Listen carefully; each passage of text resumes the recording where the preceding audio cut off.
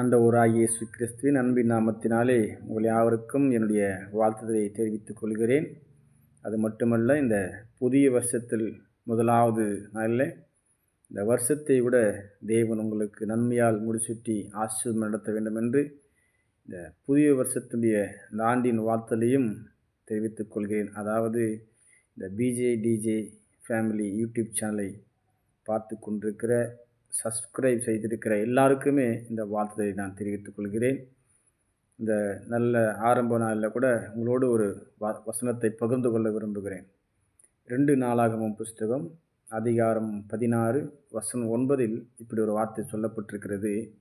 தம்மை பற்றி உத்தம இருதயத்தோடு இருப்பவர்களுக்கு, அதாவது தேடுகிறவர்களுக்கு தம்முடைய வல்லமையை காண்பிக்கும்படி கர்த்தருடைய கண்கள் இந்த பூமி எங்கும் உலாவிக் கொண்டிருக்கிறது என்று இங்கே வசனத்தில் எழுதப்பட்டிருக்கும். விளங்க பண்ணும்படி, இப்போ யாருக்கு கர்த்தருடைய வல்லமையை அவர் விளங்க பண்ணுறாராம், காண்பிக்கிறாராம், தெரியப்படுத்துகிறாராம்? தம்மை பற்றிய உத்தம இருதயத்தோடு இருப்பவர்களுக்கு. அப்போது இந்த வருஷத்தில் கர்த்தருடைய வல்லமை நம்முடைய வாழ்க்கையில் செயல்படணும். ஏன்னா அவருடைய வல்லமையினால தான் அநேக அற்புதங்கள், அதிசயங்கள் எல்லாமே நடக்குது. வியாதிகள் குணமாகுது, நோய்கள் குணமாகுது, எவ்வளவோ அற்புதம் அத்தனையுமே அவருடைய வல்லமையினால்தான். வசனம் சொல்லப்பட்டிருக்கிறது, ஒரு தடம் விளம்பினார், 2 தரம் கேட்டிருக்கிறேன், வல்லமை தேவனுடையதே என்று சொல்லி. இயேசு கிறிஸ்துவுக்குள்ளேருந்து வல்லமை புறப்படும் போது தான் அந்த 12 வருடம் பெரும்பாலுள்ள ஒரு ஸ்திரீ குணமாக்கப்படுகிறார். ஸோ வல்லமை, அவருடைய வல்லமை நம்மிடத்தில் விளங்கும் போது தான் நம்முடைய வாழ்க்கையில் அற்புதங்கள், அதிசயங்கள் எல்லாமே நடக்கும். அப்போ அந்த வல்லமை நம்முடைய வாழ்க்கையில் செயல்பட வேண்டும் என்று சொன்னால் நம்முடைய இருதயம் உத்தம இருதயமாக இருக்க வேண்டும். அவரை பற்றி நாம் உத்தமத்தோடு தேடணும். அவர் அற்புதமானவர், நல்லவர், அவரால் என்னுடைய வாழ்க்கையில் அற்புதங்களை செய்து முடிக்க முடியும் என்கிற நம்பிக்கையோடு, விசுவாசத்தோடு, அன்போடு நாம் அவரை தேடணும். நம்முடைய இருதயத்தில் அப்பேற்பட்ட ஒரு உணர்வு இருக்கணும். ஆகவே நம்முடைய இருதயத்தை இந்த ஆண்டின் முதல் நாளில் தேவனுக்கு நாம் சமர்ப்பிக்க வேண்டும். இதுதான் நம்ம செய்ய வேண்டிய முதலாவது செயல். ஏன்னா எதையுமே இருதயத்திலிருந்து தான் ஆரம்பிக்கும். இருதயத்திலிருந்து தான் ஒவ்வொரு செயலும் நம்ம ஆரம்பிக்கும். ஆகவே தான் ஆண்டவர் நிறைய இடங்களில் இருதயத்தை பற்றி பேசியிருப்பார். தேவனும் இருதயத்தை பற்றி பேசியிருப்பார். முழு இருதயத்தோடு என்று சொல்லியிருப்பார். ஸோ ஆகவே நம்முடைய இருதயத்தை முதலாவது தேவனுக்கு சமர்ப்பிக்க வேண்டும். அப்படிப்பட்டவர்களுக்கு தம்முடைய வல்லமை விளங்க பண்ணும்படி தான் பூமி எங்கும் கர்த்தருடைய கண்கள் உலாவிக் கொண்டிருக்கிறது. யாரை தேடுது கர்த்தருடைய கண்கள்? எதுக்காக தேடுது, ஏன் தேடுதுன்னு கேள்விப்பட்ட அந்த கேள்விக்கெல்லாம் பதில் இந்த வசனம். அப்போ கர்த்தருடைய கண்கள் யாரை தேடுதான்? தம்மை பற்றி உத்தம இருதயத்தோடு இருக்கிறவங்களுக்கு. அவங்களுக்கு வல்லமையை காண்பிக்கணும், அவங்க வாழ்க்கையில் அவருடைய வல்லமையை செயல்பட வைக்கணும் அப்படின்னு கர்த்தருடைய கண்கள் தேடுது.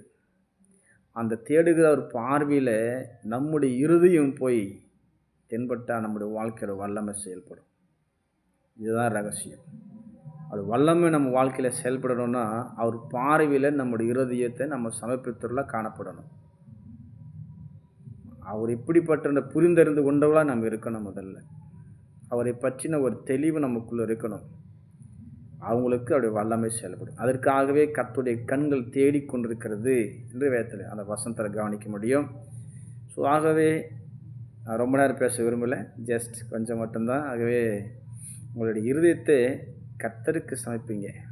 இந்த முதல் நாள், இந்த வருஷத்தின் 2025ஆம் ஆண்டு இந்த முதல் நாள் உங்களுடைய இருதயத்தை தேவனுக்கு சமர்ப்பிங்க.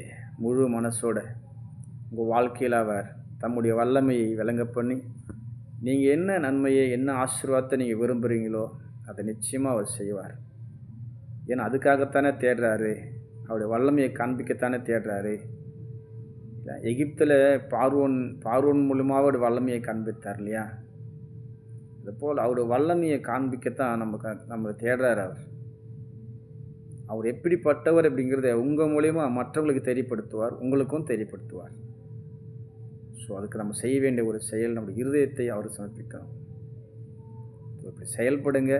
இந்த வருஷத்தில் அவருடைய வல்லமை உங்கள் அனைவரிடம் இருந்து உங்கள் வாழ்க்கையில் நீங்கள் எதிர்பார்க்குற அற்புதங்களையும் அதிசயங்களையும் இதை செய்து முடிக்கும் நான் நம்புகிறேன்.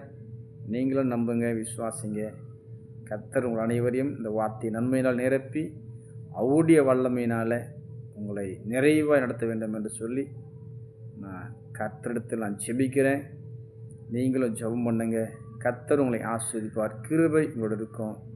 So God bless you. மீண்டும் ஒரு முறை இந்த புதிய ஆண்டின் வாழ்த்துக்களை ஆண்டவரின் நாமத்தினாலே உங்கள் அனைவருக்கும் தெரிவிக்கிறேன். Be happy. கர்த்தர் உங்களோடு இருப்பார். ஆமென்.